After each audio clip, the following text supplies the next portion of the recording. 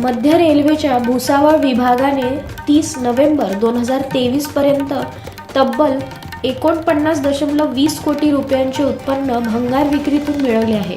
उद्दिष्टाच्या तुलनेने लक्षणीय वाढ नोंदविण्यात आली आहे. मध्य रेल्वेच्या सर्व विभागाच्या उत्पन्नात वाढ झाली असून शून्य भंगार उपक्रमास गती मिळाली आहे. भंगारातून उत्पन्न मिळवण्याच्या मध्य रेल्वेच्या प्रयत्नांना प्रभावी यश मिळाले आहे. मध्य रेल्वेने वयोमर्यादा पूर्ण झालेली रेल्वे इंजिन्स, अतिरिक्त डिझेल इंजिन्स, वापरात नसलेले रेल्वे रूळ आणि वयोमर्यादा पूर्ण झालेली अपघाती इंजिन्स, रेल्वे डबे यासह विविध प्रकारचे भंगार वर्गीकरण आणि त्यांची विल्हेवाट लावण्यासाठी महत्त्वपूर्ण पावले उचलली आहेत.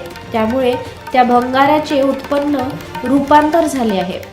प्रत्येक विभाग, कार्यशाळा आणि शेड विहित वेळेत भंगार साहित्यापासून पूर्णपणे मुक्त करणे हा या उपक्रमाचा भाग आहे. मध्य रेल्वेच्या भुसावळ विभागात नोव्हेंबर 2023 पर्यंत 7,994 दशलक्ष भंगार विक्री झाली आहे.